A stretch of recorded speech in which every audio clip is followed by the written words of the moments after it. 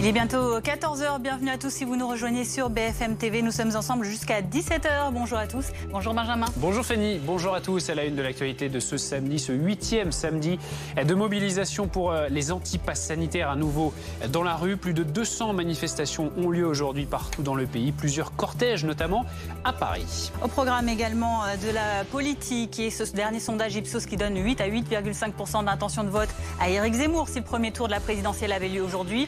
Le polémiste qui accélère la cadence, qui annonce une nouvelle tournée française et un lancement d'un site internet. Éric Zemmour, pas encore candidat, mais peut-être déjà un obstacle pour Marine Le Pen. On en parle dans ce journal. Et si Éric Zemmour ne se présentait pas, Valérie Pécresse talonnerait Xavier Bertrand au premier tour. Les deux sont au coude à coude dans un récent sondage, et ce alors que les jeunes LR font leur rentrée. Et Valérie Pécresse y est invitée. Nous serons sur place dans un instant. Le gouvernement pousse à accélérer les vaccinations un peu au ralenti ces derniers jours. Des centres ouvrent tout ce week-end sans rendez-vous. Objectif, convaincre les quelques 10 millions de Français qui n'ont toujours pas reçu d'injection. Nous serons avec Anthony Lebos dans un centre francilien.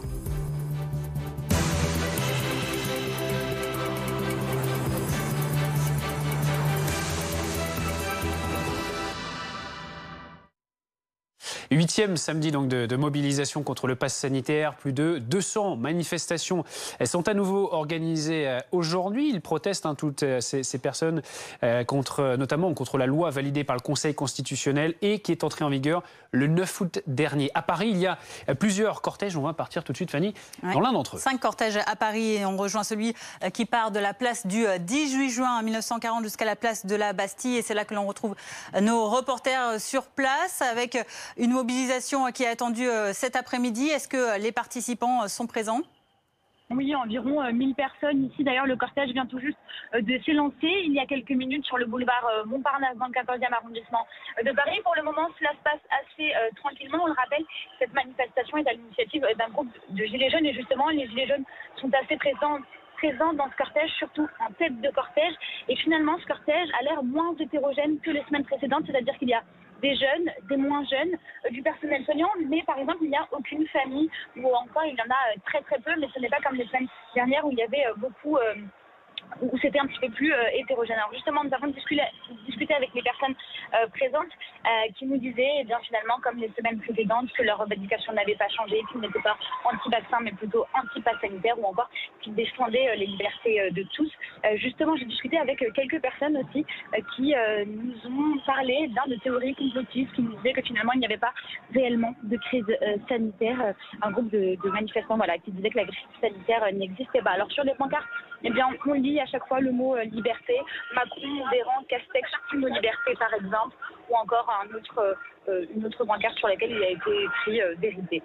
Ici aussi, il y a beaucoup de drapeaux bleus, blancs, rouges et enfin des chants contre le gouvernement, contre le chef de l'État. Macron n'en veut pas. Donc voilà, le cortège qui vient de s'élancer il y a quelques minutes, place du 18 juin 1940, 26e arrondissement de Paris, à direction de la place de la Bastille, lieu de dispersion. Merci beaucoup à notre journaliste. Donc dans ce cortège parisien, on le disait, plus de 200 manifestations au total partout en France. On l'a vu donc à Paris, mais aussi en province. On va partir tout de suite à Marseille, la manifestation qui a lieu sur le Vieux-Port ce samedi. Est-ce qu'il y a du monde? Est-ce que cette mobilisation est soutenue ou pas? On va voir ça avec notre reporter.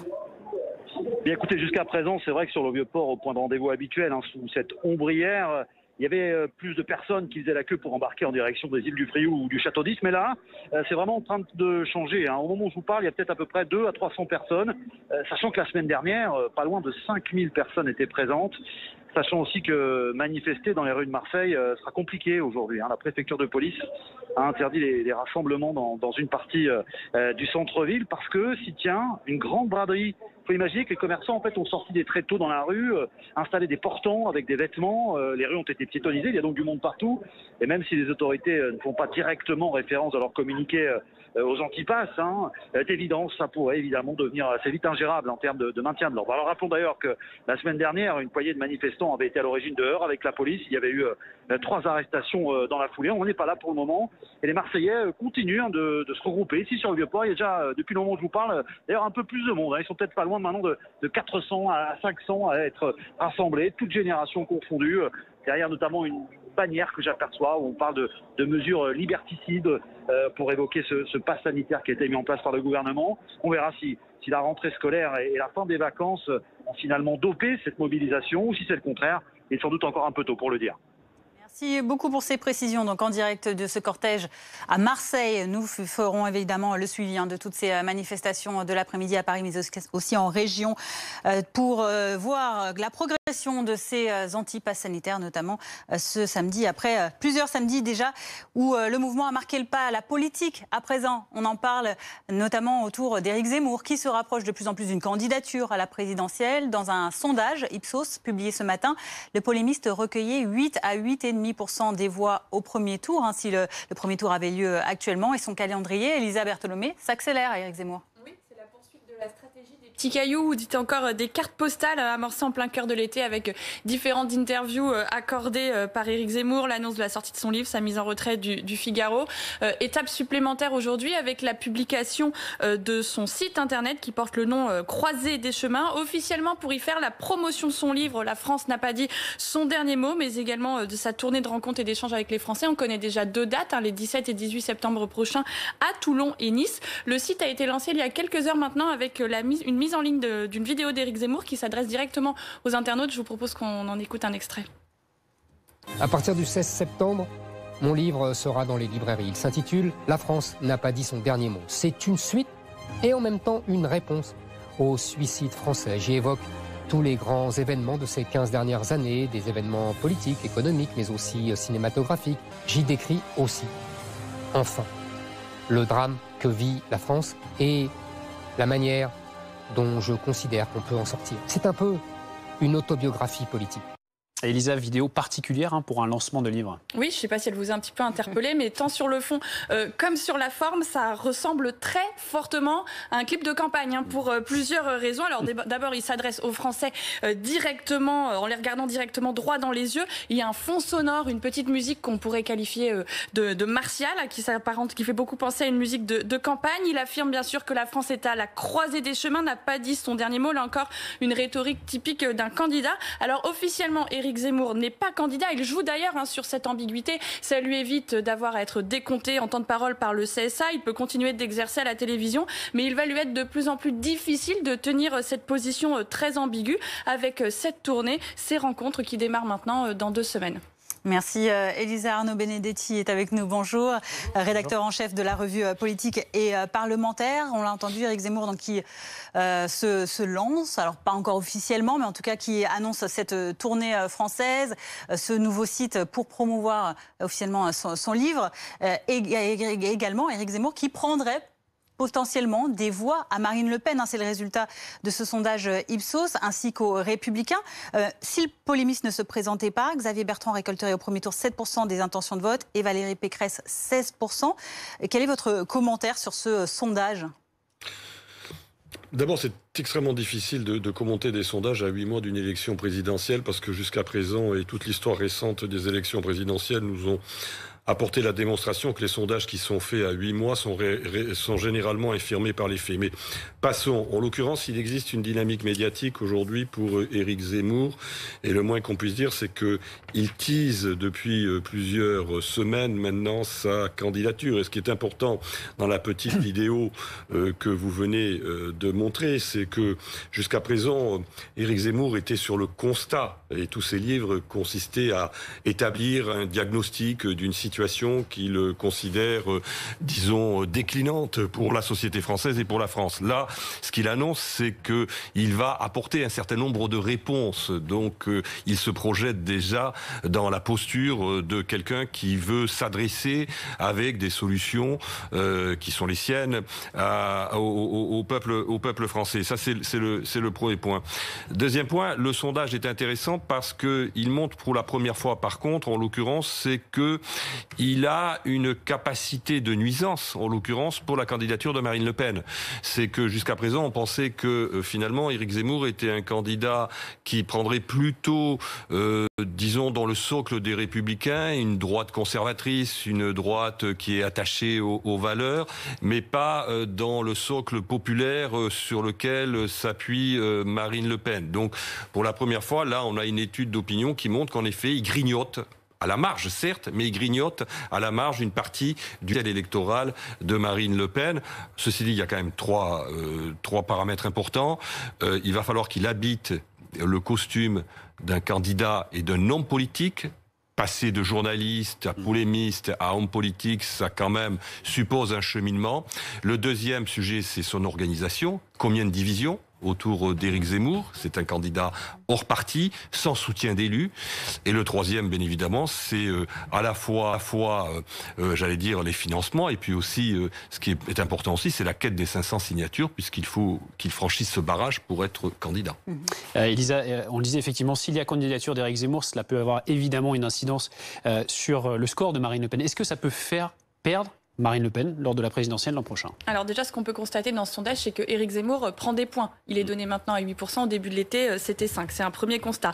Là où c'est intéressant de regarder, c'est à qui il prend des points. Donc on l'a un petit peu déjà évoqué. À Marine Le Pen, évidemment, qui perd 3 points s'il est candidat. Mais il prend également des points aux candidats de droite putatifs, que ce soit Xavier Bertrand, Valérie Pécresse ou Michel Barnier, qui sont les 3 testés dans cette enquête Ipsos. Donc sur l'échiquier politique, il se situe à la droite de la droite. On peut dire dans une droite conservatrice, sur un segment de droite dure, presque d'extrême droite, une droite plus filloniste, si on peut dire, que macroniste. Là où il faut nuancer cette percée et l'impact qu'il peut avoir sur Marine Le Pen, c'est que certes, il grappille quelques points précieux pour la candidate du Rassemblement national, mais quel que soit le scénario, Marine Le Pen, dans cette enquête, est qualifiée pour le second tour. Ça ne l'empêche pas d'être qualifiée au second tour de la présidentielle, contrairement aux candidats de droite qui voient s'éloigner un peu plus la perspective de rejoindre ce second tour.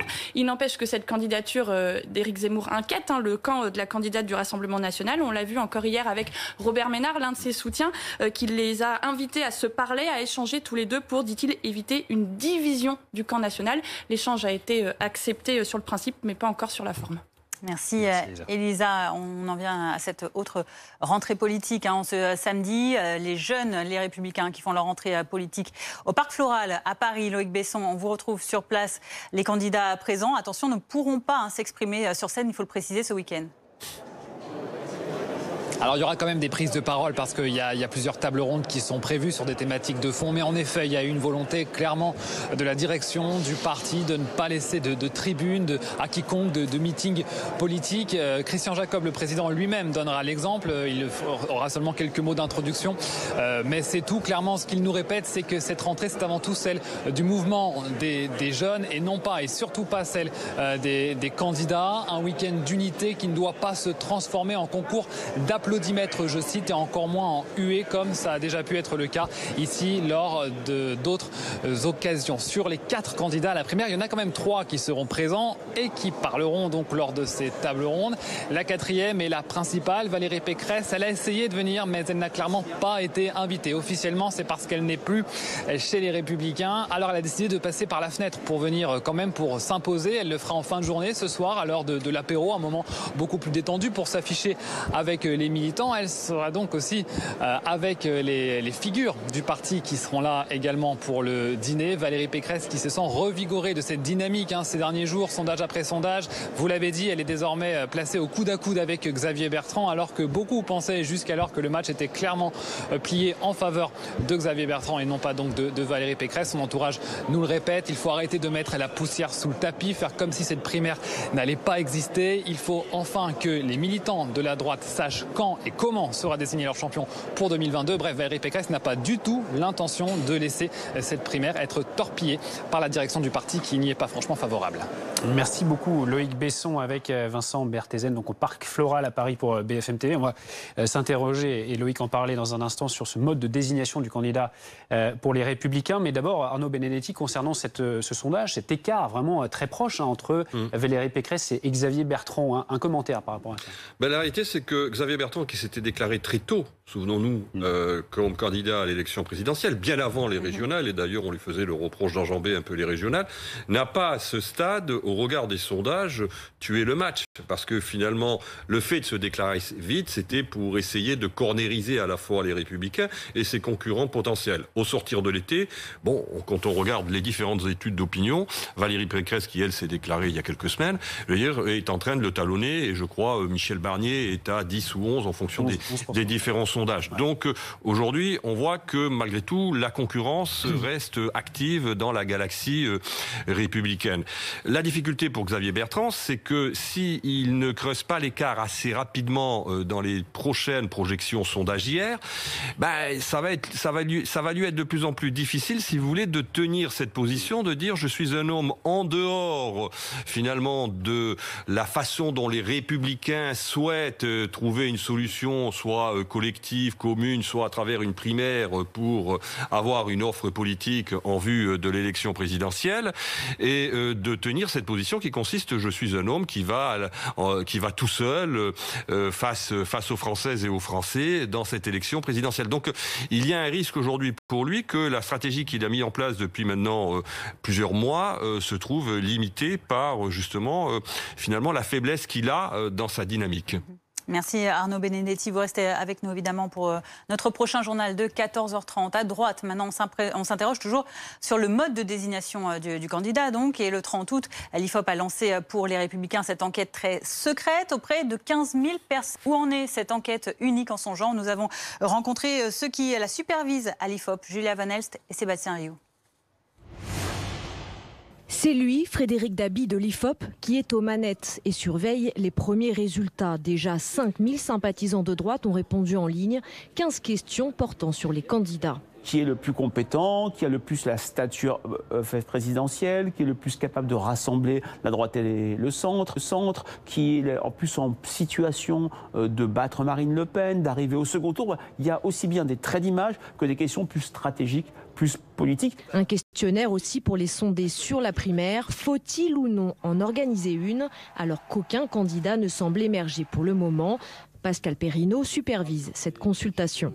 Avant de décider du système de départage, il faut bien savoir ce que les électeurs en pensent. Les adhérents ne sont plus représentatifs de leur électorat. On ne va pas demander à quelques centaines d'adhérents de décider pour tout le monde. En interne, ce sondage fait grincer quelques dents. Ils ne savent pas ce qu'il faut faire, donc c'est une manière de jouer toutes les cartes et de gagner du temps. Pour certains, comme Daniel Fasquelle, ce pourrait être un bon moyen de se passer de la primaire.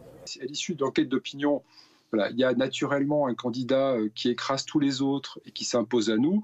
Derrière, peut-être qu'il ne sera pas utile de faire une primaire. Les résultats, très attendus et ultra confidentiels, seront rendus publics lors du congrès DLR fin septembre. À gauche, à présent, on s'intéresse à la primaire des écologistes. Et si elle était faussée par des manipulations politiques? Primaire qui est accessible à tous. Il suffit de payer 2 € et de signer une charte morale pour y participer. Du coup, pas très compliqué de s'y inscrire. C'est ce qu'envisagent même des membres du Rassemblement national pour fausser les résultats. Jordan Ray. C'est un tweet qui a mis le feu aux poudres. Damien Rieu, candidat du Rassemblement national aux dernières départementales, explique s'être inscrit à la primaire écologiste. Une démarche qui inquiéterait Europe Écologie Les Verts, explique un cadre du parti. L'histoire du RN les a fait flipper, car la primaire des écologistes n'a pas une grande ampleur en termes de votants. Imaginez si ça se jouait à 100 voix près. Et la direction est fébrile, car c'est un moment important pour l'écologie et ils peuvent en être dépossédés. À l'heure actuelle, 35 000 électeurs se sont inscrits pour voter. Selon nos informations, seuls 7 000 sympathisants écologistes y figurent, 15 000 d'après la direction d'Europe Écologie Les Verts. Parmi les autres, certains pourraient appartenir à d'autres formations politiques et influencer le scrutin. C'est pas la même chose si c'est Sandrine Rousseau qui l'emporte, proche de Jean-Luc Mélenchon, ou Yannick Jadot qui pourrait entraver la candidature d'Anne Hidalgo. Donc il peut y avoir des partis politiques d'extrême droite, de gauche, qui ont envie d'intervenir. Les Verts invitent donc les adhérents à se mobiliser, car un grand nombre de votants permettrait de noyer les bulletins venus de l'extérieur. Autre grand titre de l'actualité de ce samedi, le Covid et la vaccination qui se poursuit. Près de 49 millions de premières injections ont été réalisées dans notre pays. Plus de 45 millions de Français ont désormais un schéma vaccinal complet et 67%, vous le voyez, sont complètement vaccinés. Et il reste néanmoins près de 10 millions de personnes de plus de 12 ans à convaincre. Anthony Lesbos, vous êtes dans un centre de vaccination à Rueil-Malmaison dans les Hauts-de-Seine. Qui sont ceux qui viennent se faire vacciner encore aujourd'hui ? Alors il y a différents profils, les convaincus d'abord, mais qui ont souhaité avoir un peu plus de recul sur la vaccination et qui donc sont venus à la rentrée. Ensuite, il y a ceux qui s'y sont résignés et qui nous disent être contre la vaccination, ardemment contre la vaccination, mais qui se sentent obligés de venir se faire vacciner pour continuer le travail. Et puis il y a beaucoup d'enfants qui viennent se faire vacciner accompagnés de leurs parents. Pour quelles raisons ? Peut-être parce que notamment le pass sanitaire va être instauré pour la tranche d'âge des 12-17 ans à partir du 30 septembre. Écoutez Cécile qui est venue accompagner ses 2 filles pour se faire vacciner et puis d'autres personnes vaccinées ensuite. La deuxième dose, c'est pour qu'elle soit tranquille pour les activités périscolaires et puis pour le collège et le lycée pour éviter, s'il y a un cas dans la classe, qu'elles soient obligées de retourner à la maison pour suivre les cours. Donc là au moins elles peuvent rester en classe sans souci et puis pour les sorties, pour la vie de tous les jours, voilà. J'ai hésité au début et puis avec l'annonce du pass sanitaire obligatoire, je me suis contraint à faire la vaccination. J'étais pas fervent de la vaccination, mais bon, aujourd'hui on voit qu'il n'y a pas d'autre solution pour pallier à la crise sanitaire. C'est important parce que la situation de la France le nécessite, sur le plan économique, sur le plan de la relance. On peut pas à nouveau avoir un deuxième confinement, c'est pas possible. Alors il reste toujours un peu moins de 10 millions de Français éligibles à la vaccination qui n'ont toujours pas reçu une dose de vaccin, particulièrement les plus de 80 ans.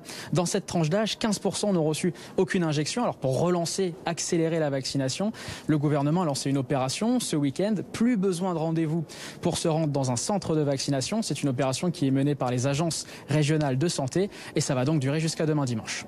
Merci beaucoup Anthony Lebos, donc dans un centre de vaccination de Rueil-Malmaison dans les Hauts-de-Seine avec Anthony Métrou. Cette actualité autour du Covid, il en sera question demain dans BFM Politique. À midi, Jean-Baptiste Boursier recevra le professeur Jérôme Salomon, directeur général de la santé. Un rendez-vous à ne pas manquer sur BFM TV. Le football à présent avec ces éliminatoires de la Coupe du Monde 2022 et après 4 nuls d'affilée et 4 points perdus à la maison en qualification, les Bleus doivent à tout prix se rattraper ce soir à Kiev face à l'Ukraine et ce sera sans Kylian Mbappé blessé. Maxime Montieu.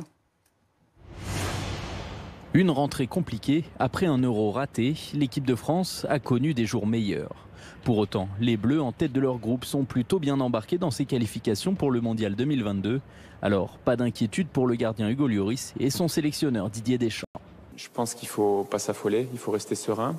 Le bilan, on le fera à l'issue de la 3e rencontre. On est à la meilleure place possible par rapport à nos adversaires. Et il y a encore des matchs à jouer, celui de demain. Donc, je suis tranquille et serein.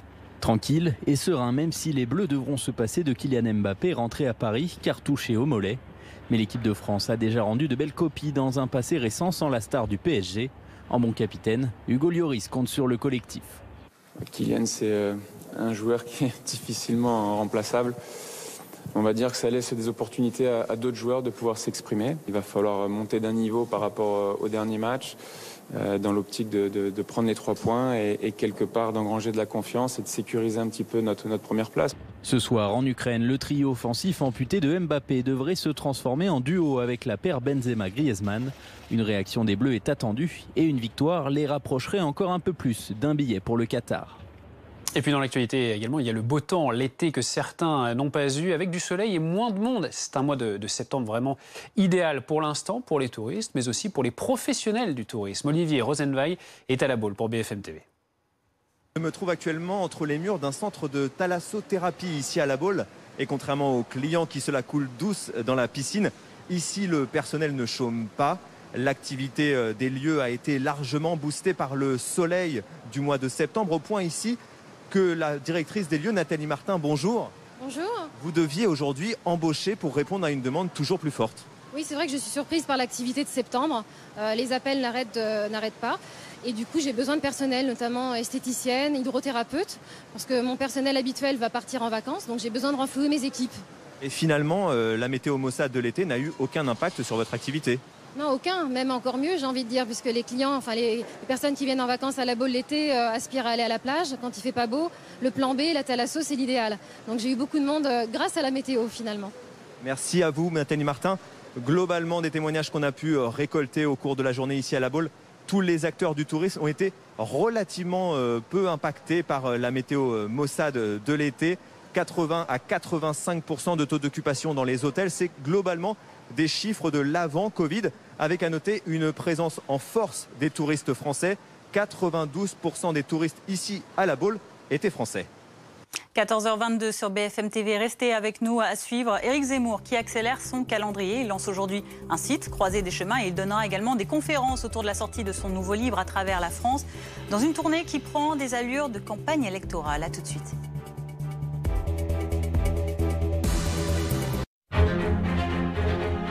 Ils ont traqué les terroristes du 13 novembre 2015.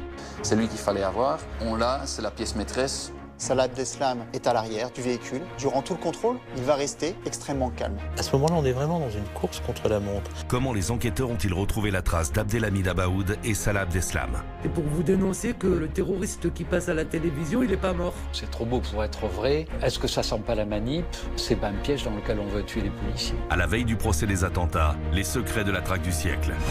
La série en 3 épisodes. Lundi à 20h50 sur BFM TV. Et dès maintenant, en avant-première sur RMC BFM Play.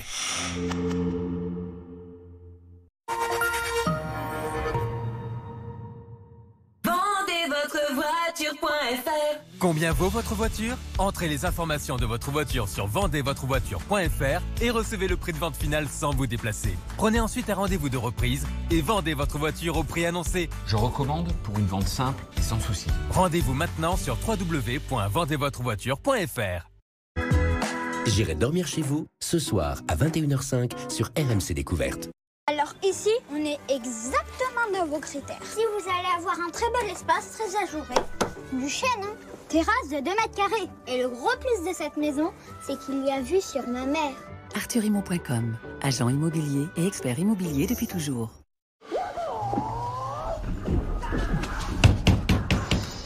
Avec la fibre Red, facile de profiter à fond de ses contenus. Je prends pas un bain là? Non, non. Sérieux? Ah, le plus dur, c'est de s'arrêter. Hein. La fibre, 20 € par mois au lieu de 30 €, sans engagement. Red by SFR, c'est vert, c'est clair. Ça suffit. Il suffit. Ça suffit, on y va, Mel. Ça suffit. Allez. Alex, ça suffit, tu remontes là. Mais non, s'il te plaît, encore un peu. Quand on est petit, on veut faire du vélo tout le temps. Ça suffit, chérie. Quand on est grand, 30 minutes par jour, ça suffit. Ça suffit pour contribuer à augmenter notre espérance de vie et limiter notre impact sur la planète. Remettons-nous en selle et roulons en sécurité. Association AXA Prévention.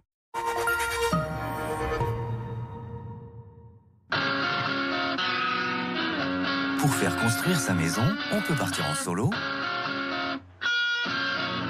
ou choisir d'être accompagné par des experts. Depuis plus de 35 ans, Maison Pierre accompagne ses clients de A à Z pour construire la maison de leurs rêves. Maison Pierre, votre bien-être se construit ici.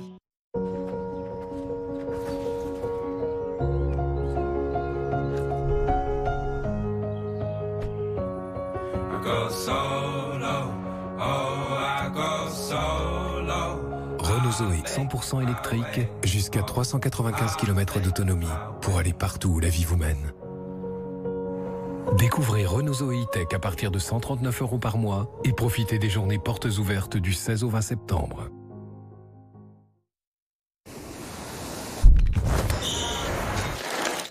Utile pour tous. Et pour chacun. Ensemble sur le terrain, Notre action va plus loin. En partageant ce que je sais, j'apprends beaucoup sur moi, sur ma vraie nature. en donnant de notre énergie, on se découvre une vraie force. Le pouvoir d'être utile. Service civique, une mission pour chacun au service de tous.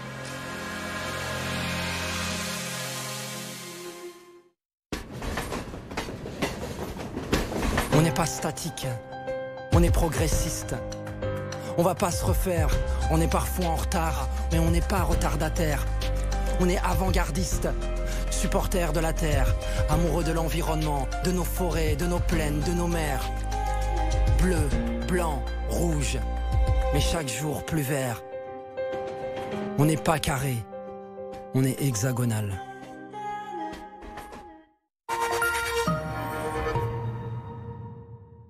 Ils Ils ont traqué les terroristes du 13 novembre 2015.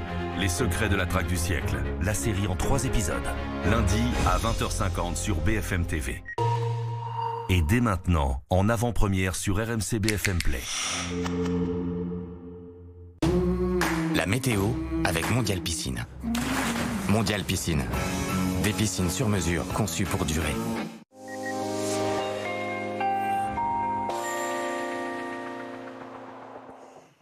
Et c'est un très beau week-end qui débute sur de nombreuses régions et sur la côte basque comme ici à Biarritz. Superbe ciel bleu, quelques passages nuageux mais vraiment juste pour décorer le ciel, une température de 24 degrés. Donc des conditions parfaites pour ce samedi après-midi. Alors comment tout cela va évoluer? Déjà on a quelques bémols cet après-midi puisqu'on a sur les régions centrales de la Normandie jusque sur l'Île-de-France, le Massif central, partie des Alpes, un ciel un petit peu plus couvert. Localement, un risque d'averse, il y en a eu, il peut encore y en avoir, avec quelques impacts orageux localement. Ça reste quand même très calme et souvent très ensoleillé, notamment sur le pourtour méditerranéen. Pour la journée de demain, alors on va se réveiller sous un ciel un petit peu chargé sur l'ouest et notamment sur la pointe bretonne. Pas mal de grisailles, le temps restera sec. Et puis plus on ira vers le sud, plus on ira vers l'est. Et là, plus ce sera bien ensoleillé, bien dégagé. Dans le courant de l'après-midi, de très larges éclaircies de la façade atlantique jusque sur les régions du sud. Alors on pourrait avoir petite averse orageuse sur les Alpes, également sur la Corse. Et puis partout ailleurs. Donc quand même un ciel lumineux, mais une petite averse là aussi possible ici ou là dans le courant de l'après-midi. Un coup d'œil à vos températures, on va en parler dans ces prochaines heures puisqu'elles vont vraiment grimper. En matinée, des valeurs comprises entre 11 et 20 degrés, 18 pour Paris. Et dans le courant de l'après-midi, eh bien, les valeurs commencent à grimper. De très fortes chaleurs sont attendues, même sur le sud-ouest localement jusqu'à 35 degrés. En tout cas pour demain, ce sera 32 à Toulouse.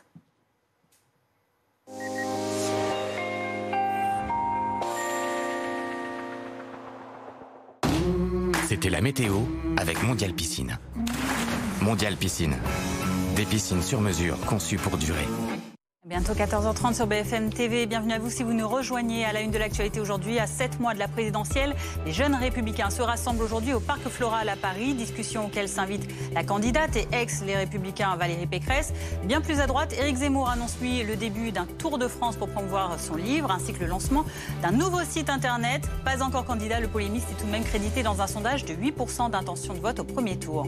8e samedi de mobilisation pour les anti-passes sanitaires à nouveau dans la rue avec plus de 200 manifestations aujourd'hui partout dans le pays et plusieurs cortèges notamment à Paris. Près de 49 millions de Français ont reçu une première injection de vaccin et 45 millions sont complètement vaccinés contre le Covid. Mais le rythme semble ralentir. En cette rentrée, le gouvernement veut à tout prix dépasser un certain plafond de verre. Reportage dans ce journal. Et puis du foot, les Bleus se déplacent en Ukraine ce soir pour les éliminatoires du Mondial 2022. Après 4 matchs nuls consécutifs, il faudra réagir. Et ce sera sans Kylian Mbappé blessé au mollet droit. Nous serons à Kiev dans quelques minutes avec Jean Rességuier. Il reste donc 7 mois avant l'élection présidentielle. On s'intéresse aujourd'hui à Éric Zemmour, pas encore officiellement candidat, mais qui pourrait bien faire de l'ombre à certains prétendants à la présidence. On en parle notamment avec notre invité Emmanuel Rivière. Bonjour, vous êtes politologue et directeur international des études politiques Kantar Public. Sur Twitter aujourd'hui, donc Éric Zemmour annonce cet après-midi, vidéo à l'appui, le début d'une tournée en France. Il appelle également les Français à s'inscrire sur son nouveau site, Croiser des chemins. Est-ce que c'est une manière peu déguisé, on peut le dire, de concrétiser son entrée dans la course présidentielle? Peu déguisé, mais pas encore concrétisé. C'est un statut très particulier dans l'espace politique française d'être une personnalité extra-politique et candidat putatif. On a connu dans ce rôle-là Coluche, ça a été le cas d'Yves Montand aussi. Et c'est délicieux, je pense, comme position, parce que dès qu'on remue une oreille ou qu'on bouge un orteil et qu'on fait un entrechat vers la candidature, ça suscite beaucoup d'attention. Donc on peut comprendre aussi qu'Éric Zemmour profite encore de ce statut-là quelques instants. Mais de fait, il est dans toutes les conversations et même de plus en plus dans beaucoup de sondages comme un candidat dont on teste le potentiel électoral. Et justement, selon un dernier sondage, Éric Zemmour serait crédité de 8 à 8,5% d'intention de vote si le premier tour avait lieu aujourd'hui, ce qui il ferait jeu égal avec Jean-Luc Mélenchon ou Anne Hidalgo. Est-ce que selon vous, cette tendance peut être durable ou pas ? C'est extrêmement compliqué parce que j'évoquais ces cas de personnalité hors du champ politique qui ont tenté la candidature présidentielle. D'abord, c'est rare que ce soit vraiment allé jusqu'au bout. Donc on manque un peu de recul sur la transformation d'une autorité médiatique, de succès de librairie dans la grande bataille présidentielle. Et donc, ce qu'on voit pour l'instant, c'est que ce petit matelas qui existe constitue finalement un point de départ. Ce qu'il est très difficile de dire, c'est si c'est le point haut, en fait, et si le fait de crever un petit peu le costume et de s'inscrire vraiment dans la course comme candidat, fait plutôt diminuer ce potentiel, ou est-ce qu'au contraire, une fois franchi le cap, c'est quelque chose qui finit par embellir? Si en l'état il restait sur ce petit matelas que vous avez décrit, 8% environ d'intention de vote, est-ce que cela pourrait parasiter, comme le dit aussi ce sondage, quelques voix chez les Républicains, mais aussi chez Marine Le Pen? C'est un avis que vous partagez? C'est très clair. Une des grandes leçons de ce scrutin présidentiel à 2 tours, c'est que l'essentiel de la qualification au second tour dans un paysage politique très éclaté, c'est la maîtrise de l'offre. En gros, il faut faire de l'espace autour de soi, avoir le moins de concurrents possible dans son propre camp. Donc c'est ce qui, pour l'instant, cantonne la gauche très à l'écart d'une qualification au second tour. Et si, dans cette France qu'on décrit souvent comme ayant bouger plutôt vers la droite, ça suscite plein de vocations. Naturellement, le même risque peut se poser. Et c'est ce que semblent montrer les enquêtes, parce que cette ponction, je l'ai qualifiée de petit matelas, 7-8%, ça commence quand même à être pas négligeable. Et donc, vous avez fait la comparaison avec Jean-Luc Mélenchon, un candidat très installé, frais jeu égal. Bien sûr que ça commence à faire peser un certain nombre d'incertitudes sur la possibilité d'être au second tour, évidemment, pas simplement pour Marine Le Pen, mais également pour le candidat qui représentera la grande famille de la droite. Merci beaucoup Emmanuel Rivière d'avoir été avec nous en direct sur BFM TV cet après-midi. Arnaud Benedetti, vous êtes toujours avec nous. On rappelle, vous êtes politologue, rédacteur en chef de la revue politique et parlementaire. Est-ce que selon vous, avec ce calendrier qui s'accélère, ce site qui est lancé, ces conférences qui vont avoir lieu donc pour évoquer le livre d'Éric Zemmour avec plusieurs dates dans les prochaines semaines, il n'y a plus de doute, il va y aller? Il est dans une phase de test, de toute façon. Il est manifestement dans une phase de test et d'expérimentation. Il y va empiriquement, si je puis dire. Il est en train de humer l'air du temps, humer l'air des médias, voir si ça prend médiatiquement, voir si les premiers sondages commencent à objectiver un potentiel électoral. Mais à la différence peut-être des candidatures que citait Emmanuel Rivière par le passé, celle de Coluche ou d'autres, c'est que la conjoncture a changé. C'est-à-dire que, en fait, là où peut-être une candidature de ce type a peut-être plus de chances d'impacter, c'est qu'on est face à un champ politique qui est extrêmement fractionné aujourd'hui et avec des offres politiques notamment à droite mais y compris à gauche qui ont du mal finalement à s'installer. Donc une candidature qui est une candidature d'outsider comme celle d'Éric Zemmour est une candidature qui peut en effet à un moment donné trouver son espace. Juste par rapport à Marine Le Pen, c'est important parce que bon, on a le sentiment qu'il peut grignoter pour Marine Le Pen, mais il peut être aussi un avantage pour Marine Le Pen. Il ne faut pas le négliger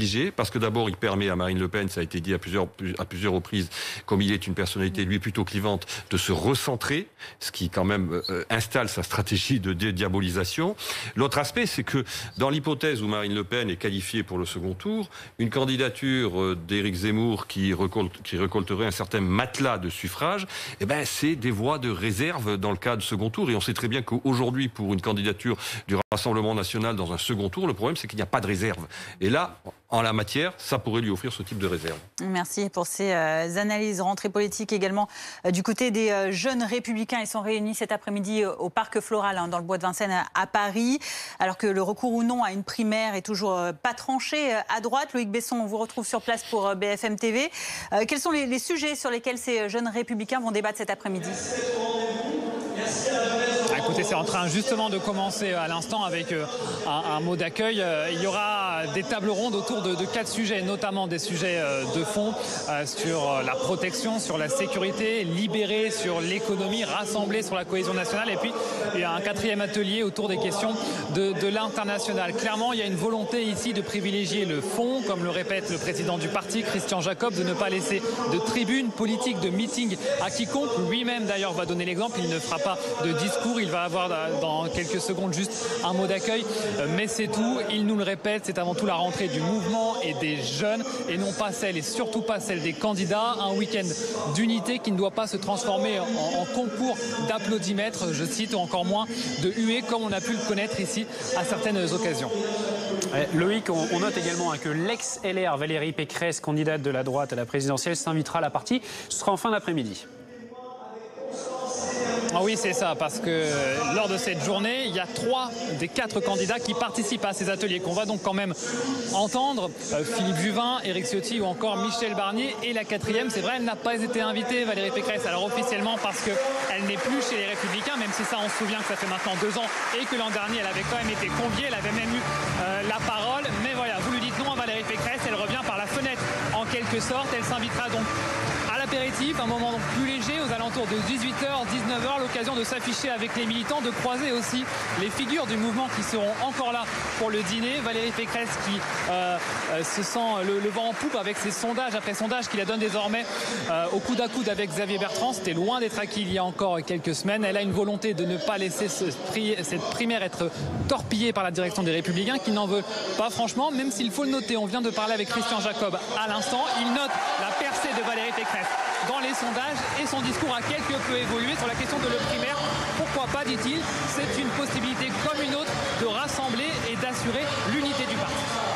Merci beaucoup Loïc Besson en direct, donc vous l'avez compris, de cette réunion des jeunes républicains au Parc Floral à Paris avec Vincent Berthezen, Arnaud Benedetti. On vient de voir ce meeting qui commence pour les jeunes qui se posent la question de comment et qui choisir pour représenter la droite à la présidentielle.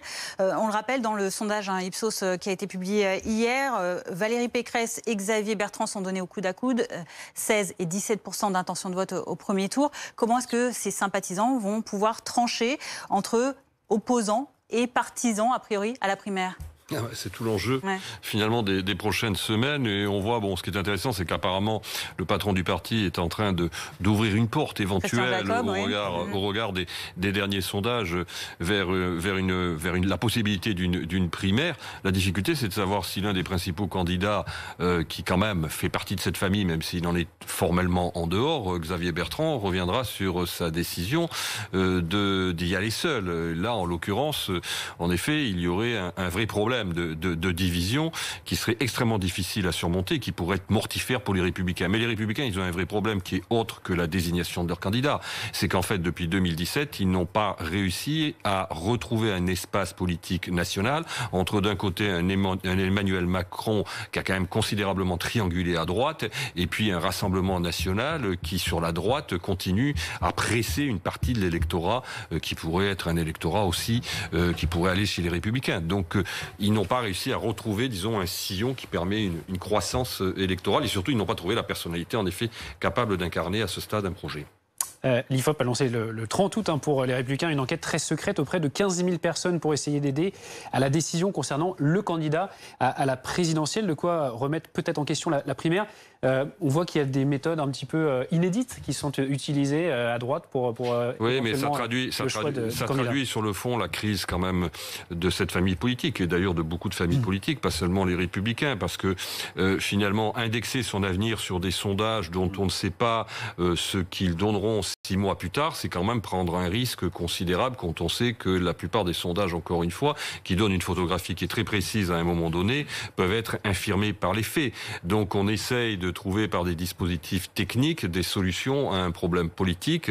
Est-ce que ça permettra aujourd'hui aux Républicains de sortir de cette impasse? On le verra bien. Merci Arnaud Benedetti pour vos éclairages, rédacteur en chef de la revue politique et parlementaire.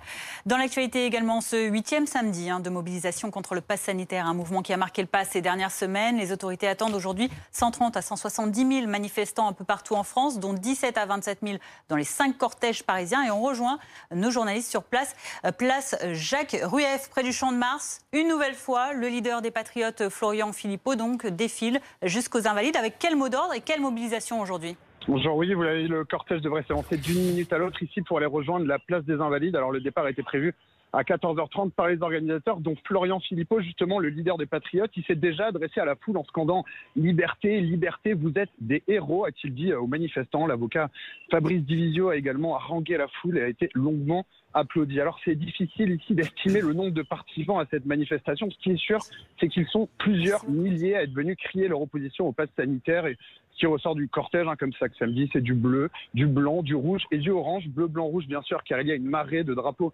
tricolores au-dessus de la foule. C'est devenu une habitude lors de ces rassemblements. Beaucoup de orange aussi, la couleur du parti des Patriotes, de Florian Philippot, le leader d'extrême droite, qui s'est imposé depuis plusieurs semaines comme un leader du mouvement de contestation. L'ambiance dans le cortège, elle est plutôt bon enfant pour l'instant. On trouve des familles, des hommes, des femmes de tout âge. Pas mal d'enfants aussi. Il y a un camion avec une sono qui diffuse en boucle des classiques de la variété française, à commencer par le tube de France Gall, Résiste. Voilà, on voit aussi de nombreuses croix de Lorraine, quelques pancartes également comme Bienvenue à Contrôlistan ou encore Touche pas à mon Raoult, en référence à l'infectiologue marseillais. Mais le slogan qui revient le plus souvent, bien sûr, c'est Liberté, liberté. Voilà, en tout cas, le départ de la place Jacques Rueff en bas des Champs de Mars est imminent. Le cortège doit aller jusqu'aux Invalides où il y aura probablement des prises de parole de Nicolas Dupont-Aignan, le leader de Debout la France, et bien sûr de Florian Philippot.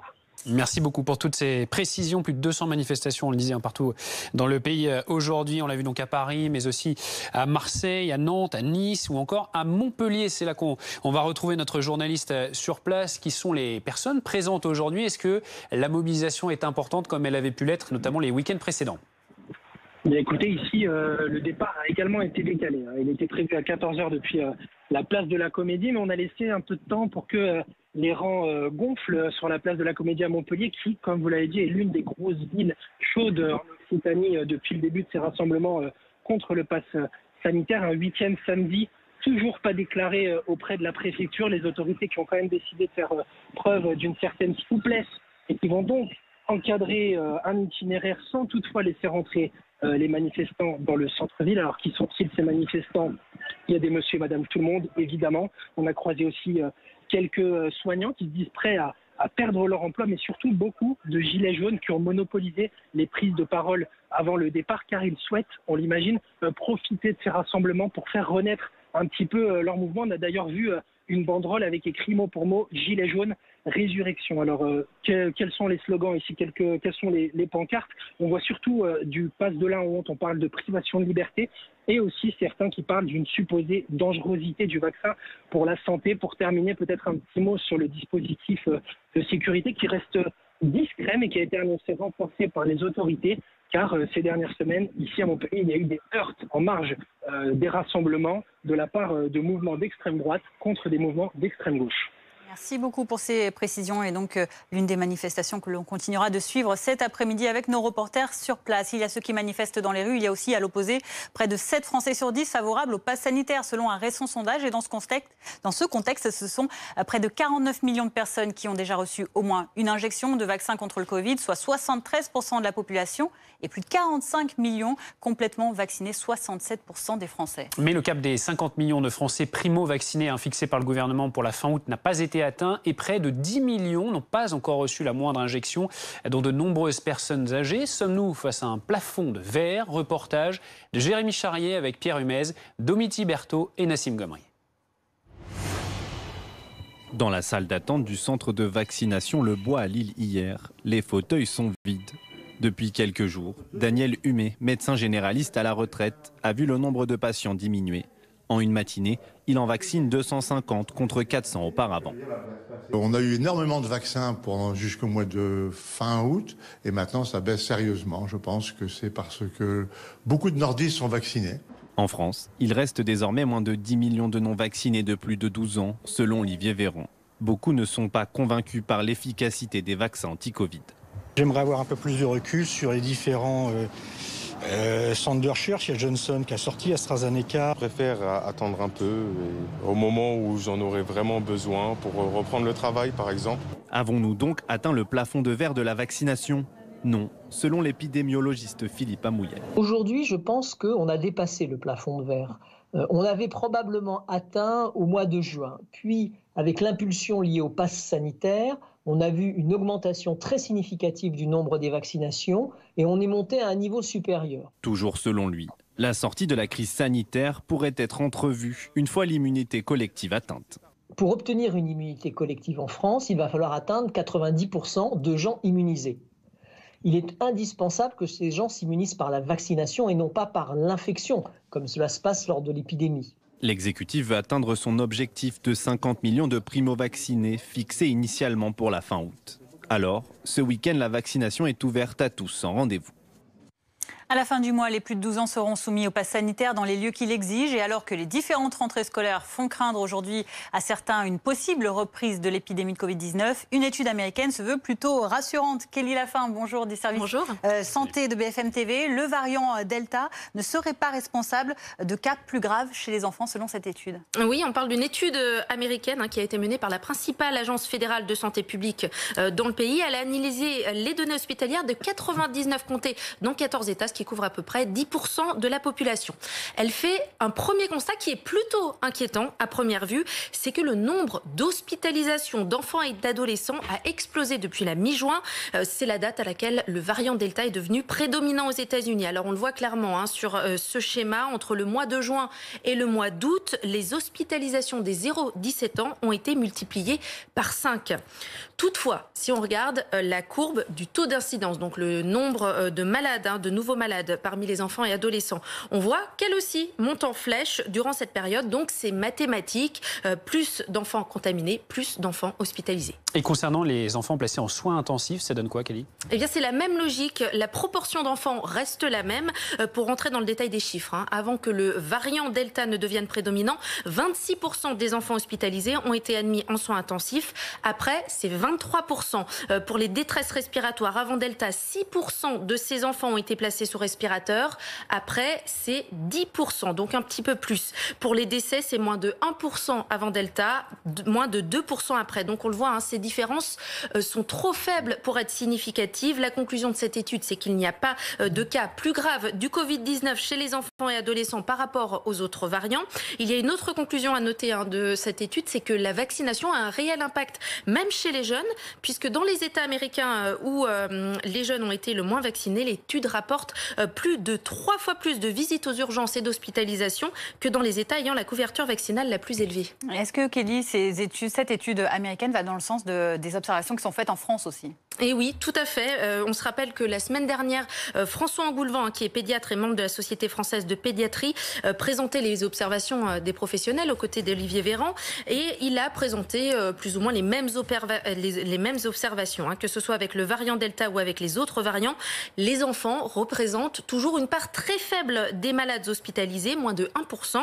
La sévérité générale par rapport aux adultes ne change pas. La grande majorité de moins de 20 ans reste asymptomatique ou avec très peu de symptômes quand ils contractent le virus. On se souvient par exemple de la dizaine de bébés hospitalisés à Nice début août. C'est une situation qui reflète surtout un grand nombre de contaminations au sein de la population générale dans cette région.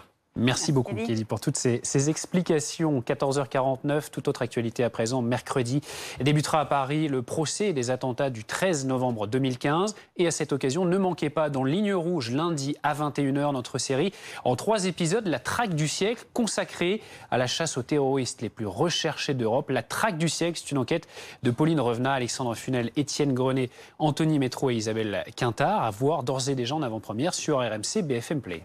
Et après les attentats, Abdelhamid Abaoud, l'un des organisateurs présumés, trouvait refuge dans un buisson à l'aplomb de l'autoroute 86 à Aubervilliers, en région parisienne. Extrait de La traque du siècle. Sur indication de leur témoin, Sonia, les enquêteurs se rapprochent d'un buisson.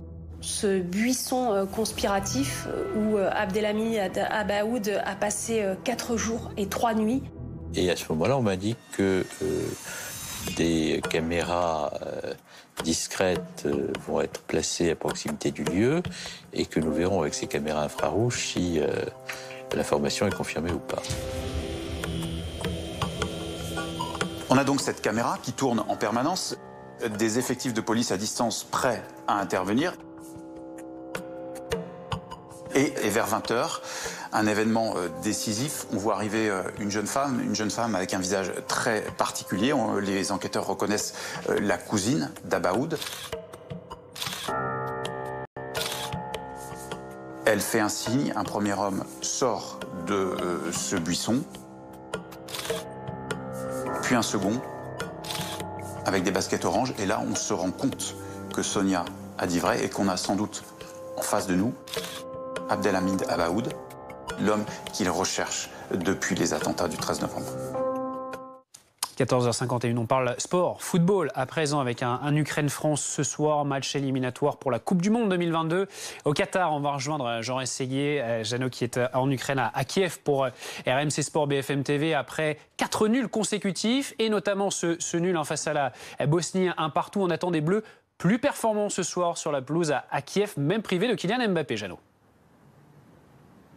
Oui, parce que même sans Kylian Mbappé, l'équipe de France a su gagner. Il y a un match référence, c'était à Lisbonne en novembre 2020 pour la Ligue des Nations, où il s'était imposé dans un schéma tactique complètement différent de ce que pouvait proposer jusqu'alors Didier Deschamps. Alors, il y a eu l'Euro qui est passé par là, mais vous l'avez dit, il faut que cette équipe de France redevienne conquérante, redevienne solidaire et surtout avec un état d'esprit un petit peu plus sérieux, un peu à l'image de ce qu'ils avaient proposé en 2018. Parce que jouer à Kiev, ça ne leur a jamais réussi, ils n'ont jamais réussi à s'imposer. Surtout, la dernière, c'était un 15 novembre 2013, un match aller des barrages où ils avaient été battus 2-0 avant de renverser la tendance au Stade de France. Donc ils sont capables de sortir des gros matchs. Il faut que Didier Deschamps trouve la bonne solution, le bon schéma tactique avec peut-être une association Griezmann-Benzema ou Griezmann-Martial devant, d'avoir la possibilité d'utiliser Coman et sa rapidité sur le côté droit, d'être solide au milieu du terrain avec notamment Pogba et le monégasque Tchouaméni, et dans la stabilité défensive parce qu'ils prennent trop de buts. Ils prennent souvent le premier but dans les matchs sur les 4 dernières rencontres avec Varane, Kipembe, Dubois à droite et avec Digne sur le côté gauche et le gardien de but et capitaine Hugo Lloris. Ils ont 4 points.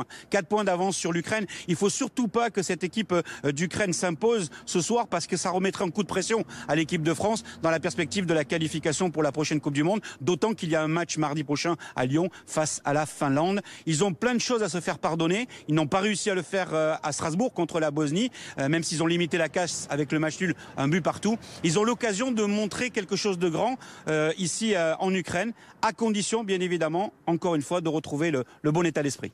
Merci Jean Rességuier en direct de Kiev avec Julien Taureau.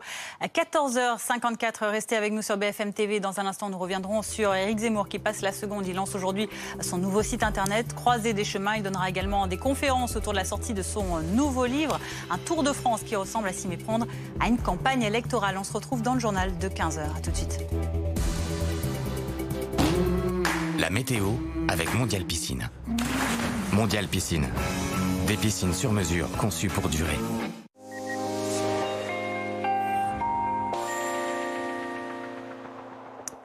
Et c'est donc le retour de l'été. Alors un ciel mitigé à Paris avec quand même de belles éclaircies, quelques passages nuageux et puis surtout ces températures qui grimpent. C'est de l'air très doux qui arrive sur l'ensemble du pays. 27 degrés aujourd'hui à Paris.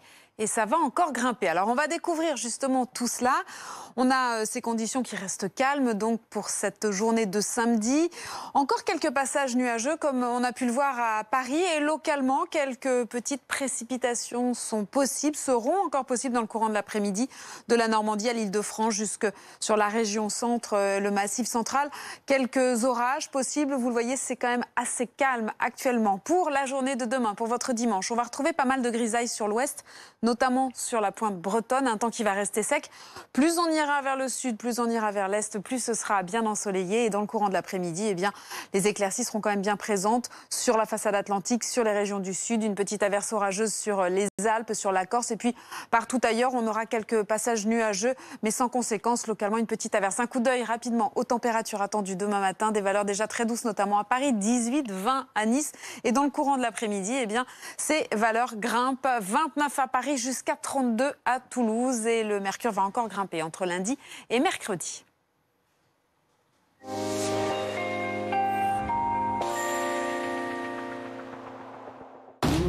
C'était la météo avec Mondial Piscine. Mondial Piscine. Des piscines sur mesure conçues. Vendredi, 19h. Samedi, 18h.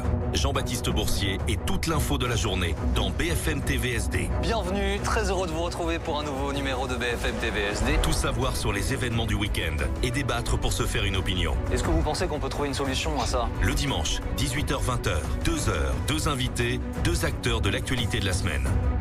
BFM TV SD. Vendredi, samedi, dimanche. Vos fins de journée avec Jean-Baptiste Boursier sur BFM TV. Votre programme avec Axonote, la solution tout en un pour les entrepreneurs. Devis, facture et gestion en un seul clic.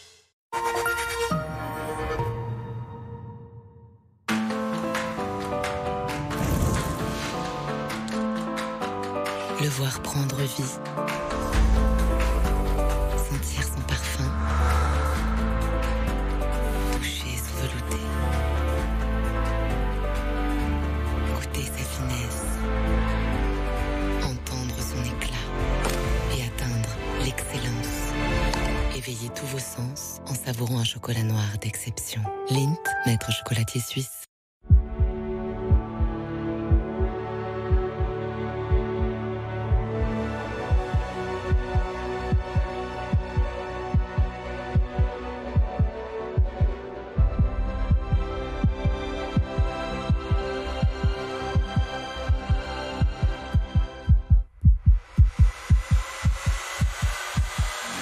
Le cœur d'un nouveau Moyen-Orient bat sur i24 News.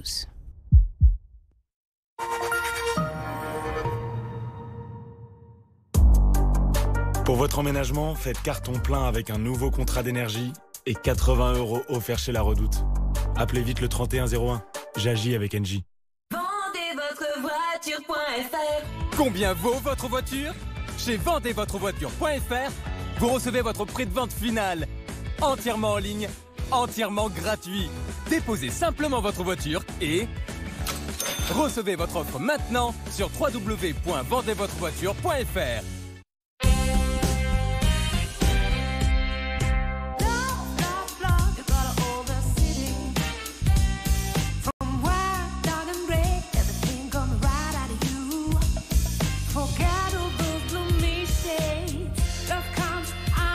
Le style, ça ne s'achète pas. Quoique. En ce moment, l'édition Citroën C3 U tout équipée est à partir de 159 € par mois, sans apport, avec garantie et assistance offerte pendant 4 ans. Événement BFM TV. Ne manquez pas Christophe Mahé en tournée en France.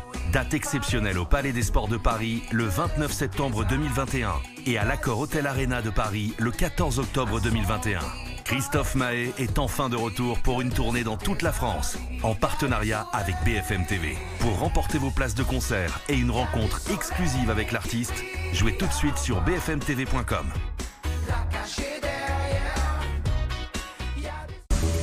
Soyez les bienvenus si vous nous rejoignez sur BFM TV à la une de l'actualité à 15h. Éric Zemmour accélère son calendrier. Le polémiste lance aujourd'hui un site internet qu'il présente dans une vidéo aux airs de campagne électorale. Il annonce aussi une tournée pour parler de son livre. Une candidature d'Éric Zemmour créditée de 8% des intentions de vote au premier tour qui aurait des conséquences pour Marine Le Pen et pour la droite. On en parle dans ce journal. Et si Éric Zemmour ne se présentait pas, Valérie Pécresse talonnerait Xavier Bertrand au premier tour. Les deux sont au coude à coude dans un récent sondage.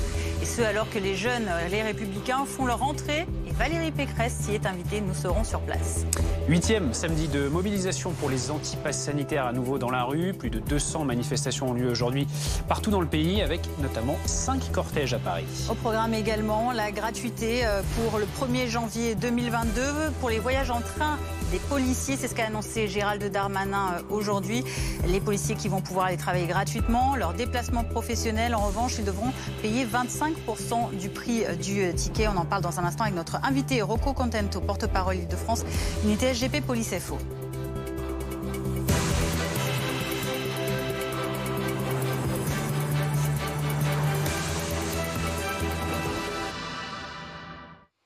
On commence donc avec la politique et on parle d'Éric Zemmour qui se rapproche de plus en plus d'une candidature à la présidentielle.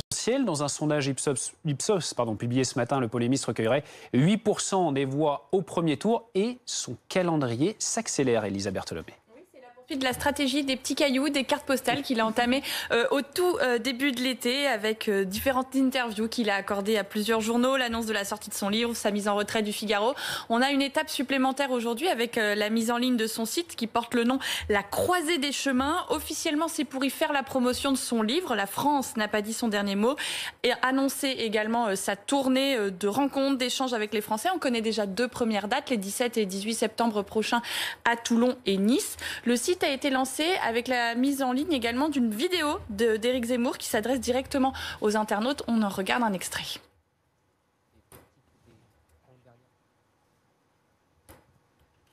On va voir cette vidéo donc un peu plus tard, en tout cas une vidéo particulière pour un lancement de livre. C'est ce qu'on va comprendre en tout cas de cette vidéo. On va essayer de la revoir si elle arrive. En tout cas, cette vidéo, on envoyait les images juste à l'instant à l'écran. Elle ressemble fortement à un clip de campagne sur le fond et sur la forme, puisqu'il s'adresse aux Français en les regardant droit dans les yeux. Il y a un fond sonore, une musique assez martiale qui fait là aussi penser à un lancement de campagne, à une musique de campagne. On va peut-être réussir à l'écouter et puis on en parle juste après. Bon. Alors on l'écoute. À partir du 16 septembre, mon livre sera dans les librairies. Il s'intitule « La France n'a pas dit son dernier mot ». C'est une suite et en même temps une réponse au suicide français. J'y évoque tous les grands événements de ces 15 dernières années, des événements politiques, économiques, mais aussi cinématographiques. J'y décris aussi, enfin, le drame que vit la France et la manière dont je considère qu'on peut en sortir. C'est un peu une autobiographie politique. Voilà, j'espère que vous avez apprécié cette musique un peu chevaleresque. On l'entend également dire que la France est à la croisée des chemins, n'a pas dit son dernier mot. Ça aussi, c'est une rhétorique typique d'une personnalité politique candidate. Alors officiellement, le polémiste ne l'est pas. Il joue d'ailleurs sur cette ambiguïté. Ça lui permet de continuer d'exercer à la télévision, de ne pas voir son temps de parole décompté par le CSA. Il va lui être de plus en plus difficile de se maintenir sur cette position avec cette tournée et ces rencontres donc qui démarrent dans 2 semaines. Elisa, est-ce que Éric Zemmour fait perdre des points à Marine Le Pen dans les intentions de vote? Est-ce qu'il peut faire perdre la présidentielle carrément à Marine Le Pen? Alors ce qu'on constate dans les différents sondages, et en particulier le Ipsos Soprasteria qui est paru ce jour dans Le Parisien, c'est qu'il gagne des points. Il est donné maintenant à 8% d'intention de vote, c'était 5% au début de l'été. Là où c'est intéressant, c'est de regarder à qui il prend des points. À Marine Le Pen, évidemment, il lui prend 3 points s'il est candidat Éric Zemmour, mais également aux candidats de droite, que ce soit Xavier Bertrand, Valérie Pécresse ou Michel Barnier, qui sont les 3 testés dans cette enquête. Sur l'échiquier politique, Éric Zemmour, il se situe donc sur un segment de droite dure, à la limite de l'extrême droite. Il parle aux électeurs fillonistes plus que macronistes. Là où il faut nuancer cette percée d'Éric Zemmour, c'est que certes, il grappille quelques points qui sont précieux à Marine Le Pen. En revanche, il ne l'empêche pas d'être qualifié au second tour de l'élection présidentielle, et ce, quel que soit le scénario, contrairement aux candidats de droite qui voient, eux, s'éloigner de la perspective d'être présents au second tour. Merci Elisa Bertholomé. Benjamin Morel est avec nous, bonjour. Maître de conférence en droit public à l'université Paris 2, on l'a vu, ça s'accélère donc pour Éric Zemmour. Est-ce que les choses finalement semblent se mettre en place pour une candidature? On voit qu'en effet, vous avez aujourd'hui une perspective de candidature qui est de plus en plus probable, pour ne pas dire certaine. Vous avez des recherches de signatures en off qui commencent déjà à être capté, sans doute une centaine pour Éric Zemmour. Vous avez un dispositif de campagne et un dispositif programmatique qui est en train de se préparer. Donc là, on est en pré-campagne. Ça ne veut rien dire ensuite sur le déroulé de cette campagne et sur la potentialité d'étendre l'électorat et voire même d'arriver au bout. Parce qu'il ne faut jamais oublier qu'une campagne électorale présidentielle, ça coûte très très cher et c'est remboursé à hauteur environ de 800 000 euros si vous n'atteignez pas les 5%. Donc pour un candidat, c'est un risque et un risque financier important. Alors après, vous avez dans ce sondage tout de même des éléments qui font penser qu'Éric Zemmour a aujourd'hui un peu le vent en poupe. Grosso modo, on est sur un sondage où ne sont réellement décomptés que les votes les plus certains. Donc vous avez une base électorale qui certes est limitée pour Éric Zemmour, mais apparaît extrêmement motivée à ce stade-là. Par ailleurs, c'est une base électorale qui aujourd'hui profite d'une situation particulière à droite, avec d'un côté une multitude des candidatures qui fait qu'une partie de l'électorat de droite a cessé de croire en la victoire, et de l'autre une candidature Marine Le Pen profondément fragilisée, parce que Marine Le Pen, seule sur son segment électoral pendant des années, est un peu allée chasser sur les terres centristes, et aujourd'hui a déçu une partie de son électorat le plus radicalisé. Un exemple. Au mois de mars 2020, une enquête Cevipof montrait que 74% des Français, même pas des électeurs de Marine Le Pen, des Français jugeaient que les frontières devaient être contrôlées au niveau national et pas au niveau européen. Au même moment, Marine Le Pen disait qu'il fallait rester dans le traité de Schengen. Et ça, évidemment, ce sont des éléments qui tendent aujourd'hui à profondément désorienter son électorat, des éléments qui permettent à Éric Zemmour de capter sur un mécontentement encore amplifié par le fait qu'après les régionales, eh bien, une partie de cet électorat ne croit plus vraiment en la victoire et donc peut se replier sur une autre candidature. Merci beaucoup Benjamin Morel. Vous restez avec nous, vous évoquiez il y a quelques instants la droite. Ce samedi, les jeunes LR font leur rentrée politique au Parc Floral à Paris. Loïc Besson, vous êtes sur place pour BFM TV. Éric Zemmour est aussi une épine dans le pied des Républicains, Loïc. Pardon, je vous ai pas entendu, mais j'entendais que vous parliez en effet d'Éric Zemmour à l'instant. C'est vrai que c'est un sujet qui est sur toutes les lèvres. D'abord parce qu'Éric Zemmour s'est occupé d'actualité ce week-end encore, comme il l'avait déjà fait bien opportunément le week-end dernier, qui était déjà un week-end de rentrée pour la droite. Alors on a interrogé le président du parti ici sur le phénomène Éric Zemmour. Officiellement, il n'y a pas d'inquiétude. Déjà parce qu'il le dit, Éric Zemmour ne fait pas partie de notre famille politique. Il ne partage pas nos valeurs. Comprenez l'alliance avec de toutes les droites et donc y compris de l'extrême droite. Et puis il a ce même discours que d'autres ont également, c'est qu'Éric Zemmour est un polémiste, il sait faire le spectacle, mais il y a un pas entre la télévision et faire de la politique très concrètement. Non, le vrai sujet de préoccupation aujourd'hui pour le président du parti, c'est de maintenir l'unité. C'est peut-être le dernier week-end d'unité avant la campagne qui s'annonce. Il a fait en sorte que ça soit la rentrée du mouvement, des jeunes, il nous le dit, et surtout pas des candidats. Alors là aussi, c'est quand même quelque chose qui est sur toutes les lèvres chez les militants. On les a interrogés là-dessus, d'autant qu'il y a cette percée dans les sondages. Valérie Pécresse qui se retrouve désormais au coude à coude de Xavier Bertrand. Il y a d'ailleurs eu un test grandeur nature ici. Tous les présidents LR de région qui ont donc été réélus cette année sont passés à l'écran. Écoutez la réaction des militants quand c'est Valérie Pécresse et quand c'est Xavier Bertrand.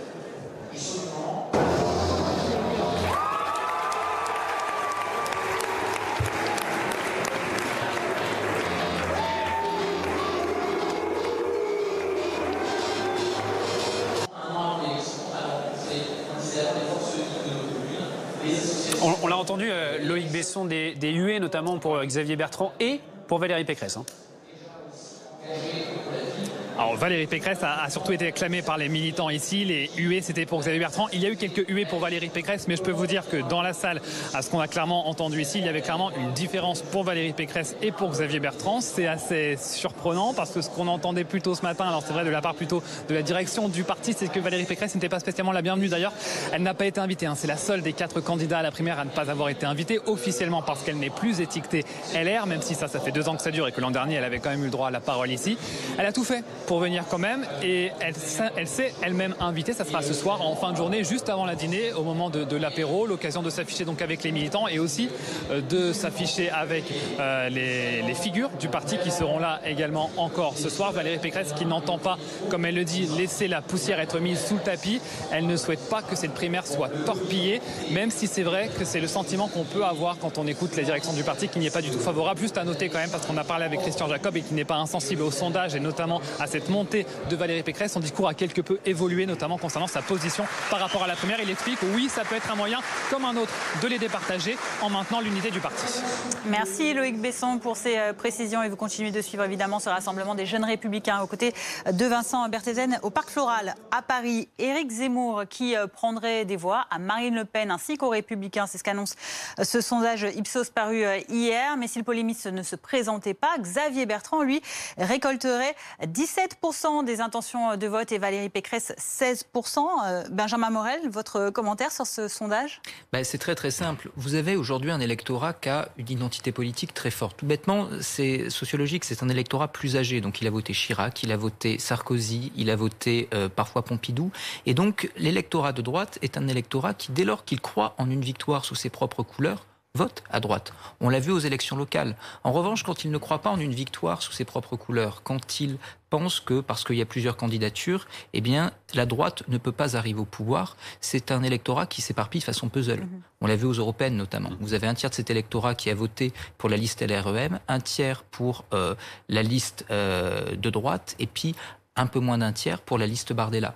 Donc, si jamais vous avez une candidature unique et dynamique, la droite, en effet, peut arriver, si ce n'est à faire jeu égal, en tout cas à tutoyer un second tour. Le problème, c'est que tant que vous avez une multitude des candidats, eh bien, cet électorat ne croit pas en une chance de victoire et plus le temps passera, plus vous risquez d'avoir une solidification de pans entiers de cet électorat derrière une candidature Macron, derrière une candidature Le Pen, voire derrière une candidature Zemmour.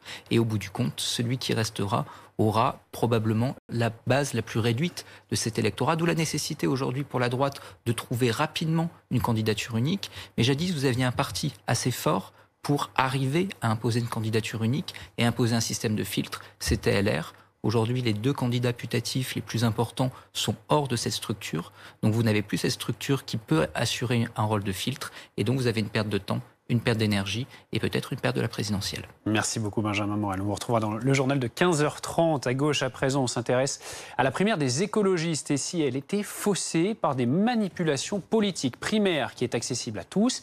Il suffit de payer 2 € et de signer une charte morale pour y participer. Ce n'est donc pas très compliqué de s'y inscrire. C'est ce qu'envisagent d'ailleurs certains membres du Rassemblement national pour fausser les résultats. Jordan Ray. C'est un tweet qui a mis le feu aux poudres. Damien Rieu, candidat du Rassemblement national aux dernières départementales, explique s'être inscrit à la primaire écologiste. Une démarche qui inquiéterait Europe Écologie Les Verts, explique un cadre du parti. L'histoire du RN les a fait flipper, car la primaire des écologistes n'a pas une grande ampleur en termes de votants. Imaginez si ça se jouait à 100 voix près. Et la direction est fébrile, car c'est un moment important pour l'écologie et ils peuvent en être dépossédés. À l'heure actuelle, 35 000 électeurs se sont inscrits pour voter. Selon nos informations, seuls 7 000 sympathisants écologistes y figurent, 15 000 d'après la direction d'Europe Écologie Les Verts. Parmi les autres, certains pourraient appartenir à d'autres formations politiques et influencer le scrutin. C'est pas la même chose si c'est Sandrine Rousseau qui l'emporte, proche de Jean-Luc Mélenchon, ou Yannick Jadot qui pourrait entraver la candidature d'Anne Hidalgo. Donc il peut y avoir des partis politiques d'extrême droite, de gauche, qui ont envie d'intervenir. Les Verts invitent donc les adhérents à se mobiliser, car un grand nombre de votants permettrait de noyer les bulletins venus de l'extérieur.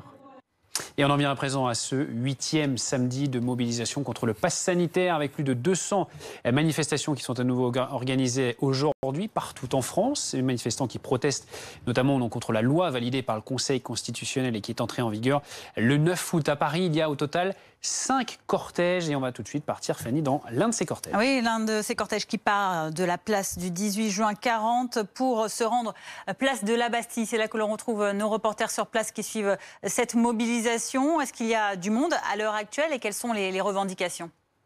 Eh bien, selon nos calculs, environ un petit peu plus de 2000 manifestants dans ce cortège qui se passe assez calmement, même s'il y a eu quelques jets de gaz lacrymogène par les forces de l'ordre. Cela a été très minime et a duré quelques secondes, hormis cet épisode. Et bien sinon, dans l'ensemble, cela se passe assez tranquillement. Le cortège qui s'est donc lancé de la place du 18 juin 1940, il y a un petit peu plus d'une heure maintenant. Ce cortège est assez compact car bien entouré par les forces de l'ordre qui sont devant, derrière le cortège, qui sont aussi sur le côté. D'ailleurs, là, nous sommes sur le boulevard Saint-Marcel, dans le 5e arrondissement de Paris. Et donc, nous avons fait plus de la moitié du parcours. Ensuite, eh bien, il y aura un arrêt sur le pont d'Austerlitz, puis la gare de Lyon, avant de rejoindre le lieu de dispersion qui est la place de la Bastille. Alors, ce cortège est finalement un petit peu moins hétérogène que les semaines précédentes. Beaucoup de gilets jaunes dans le cortège, beaucoup de gilets jaunes parmi les manifestants, presque pas de famille, un petit peu moins de personnel soignant que ce qu'on a l'habitude de voir. Et justement, j'ai discuté avec des manifestants qui, eh bien, comme les semaines précédentes, nous disaient ne pas être anti-vaccin, mais encore une fois anti-pass sanitaire, et qui me disaient que justement, tous les deux étaient vaccinés. Le mot qui ressort le plus dans ce cortège, eh bien, c'est le mot liberté, qu'il soit chanté ou encore qu'il soit sur certaines pancartes. Et il y a aussi beaucoup de chants hostiles au chef de l'État. Macron, ton passe, on n'en veut pas, ou encore Macron, Véran, Castex, tue nos libertés. Au total, c'est un parcours de 5 km donc, que doit faire cette manifestation pour aller place de la Bastille.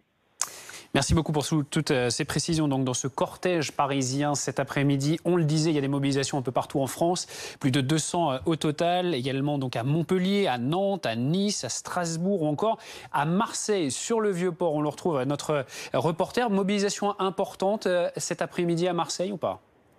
Oui, la manifestation s'était lancée il y a à peu près une heure maintenant du Vieux-Port. Les rangs ont grossi, c'est vrai, il y a peut-être 2500 personnes rassemblées pour cette manifestation anti-pass, même s'il faut l'avouer, c'est quand même assez difficile d'évaluer cette participation. Manifestation qui n'a pas vraiment d'organisateur, on sait, ce qui fait que les participants, tout à l'heure, ne savaient pas trop se diriger depuis le Vieux-Port, d'autant que la préfecture barre l'accès aux commerçants du centre-ville, parce que s'y tient une grande braderie.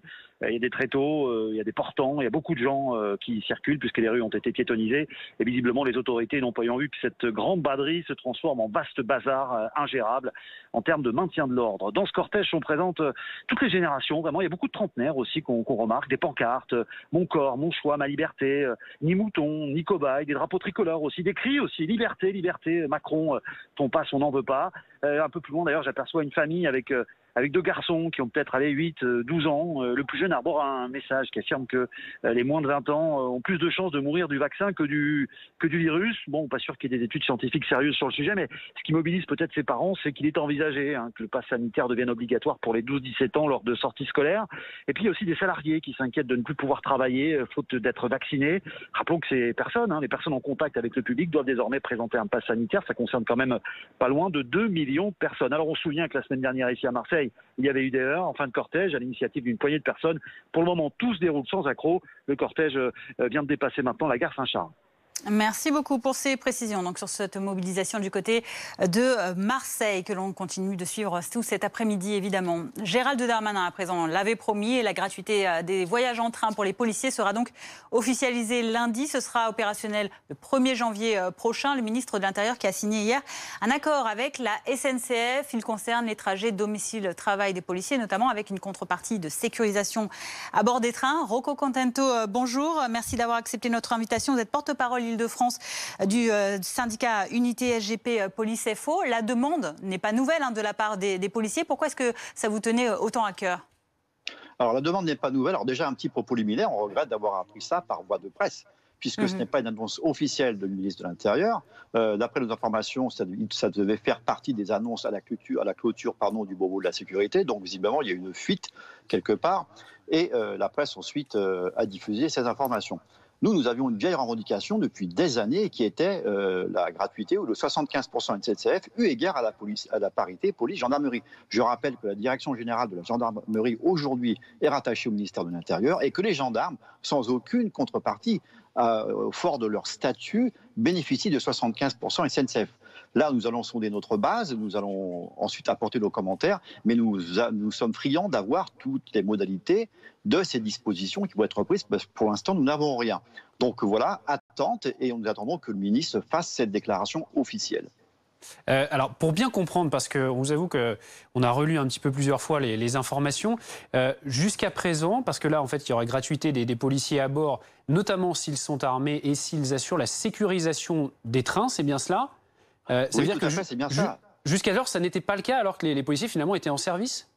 Ça n'était pas du tout le cas. Il faut savoir que là, d'après ce que j'ai lu, c'est prévu sur le trajet domicile-travail. Alors déjà, il y a très peu de policiers qui habitent en province, puisque je vous rappelle que, par exemple, pour les policiers qui travaillent en région parisienne, vous devez justifier pour habiter en dehors de la région parisienne d'une résidence, d'un statut d'une justificative de résidence entre guillemets hors SGAP, ce qui en général n'est pas accordé. Donc c'est vraiment quantité négligeable. Ça concerne très peu de collègues. Nous, ce que nous revendiquons, c'est de par notre statut de policier, comme les gendarmes, d'avoir cette gratuité ou ce 75% de réduction SNCF, de par notre statut sans contrepartie. Parce que là, vous avez un collègue qui va être dans le TGV tout seul de surcroît, qui ne va pas payer son trajet pour aller, admettons, à Marseille. Il va devoir intervenir s'il a commission d'une infraction ou d'un délit dans le TGV. Déjà, il sera seul. Ensuite, s'il procède à une interpellation, c'est lui qui devra faire la procédure. Je vous rappelle que ce sont les interpellateurs qui doivent rédiger les procès-verbaux d'interpellation. Donc ça va être un peu très compliqué. C'est pour ça que nous attendons les ministres de l'Intérieur pour ensuite faire nos commentaires et, le cas échéant, nos amendements. Gérald Darmanin s'est félicité de son côté sur Twitter, je cite, d'un partenariat gagnant-gagnant qui permettrait de mieux sécuriser les trains et de faciliter la vie des policiers. Est-ce que vous êtes d'accord pour le coup ? Oui, mais simplement que le bémol, alors c'est très bien, puisque vous savez, le pouvoir d'achat de policiers, il n'est pas énorme. Vous savez, un policier, quand il rentre dans l'administration, il touche 1300, 1400 euros par mois. Et effectivement, ça peut être une chose bien. Mais nous, ce qui nous gêne pour l'instant, c'est cette fameuse contrepartie. Je précise, je martèle que les gendarmes, eux égard leur statut, ont le 75% SNCF, mais ne sont pas obligés d'avoir leur arme de service. Parce que ce sont des militaires, on le rappelle. Exactement. Mais je vous rappelle que les gendarmes, maintenant, la Direction générale de la gendarmerie est commandée par le ministère de l'Intérieur.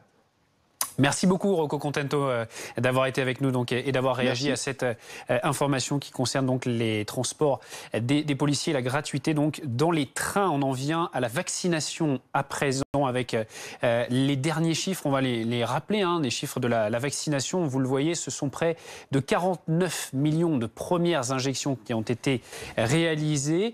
Un peu plus de 45 millions ont désormais un schéma vaccinal complet. 67% des Français donc sont complètement vaccinés. Oui, mais le cap des 50 millions de Français de primo-vaccinés fixé par le gouvernement pour la fin août n'a pas été atteint et près de 10 millions encore de Français n'ont pas reçu la moindre injection, dont de nombreuses personnes âgées, vulnérables. Alors sommes-nous face à un plafond de verre? C'est le reportage de Jérémy Charrier avec Pierre Humez et Domiti Berthaud, Nassim Gomri. Dans la salle d'attente du centre de vaccination Le Bois à Lille hier, les fauteuils sont vides. Depuis quelques jours, Daniel Humé, médecin généraliste à la retraite, a vu le nombre de patients diminuer. En une matinée, il en vaccine 250 contre 400 auparavant. On a eu énormément de vaccins jusqu'au mois de fin août et maintenant ça baisse sérieusement. Je pense que c'est parce que beaucoup de nordistes sont vaccinés. En France, il reste désormais moins de 10 millions de non-vaccinés de plus de 12 ans, selon Olivier Véran.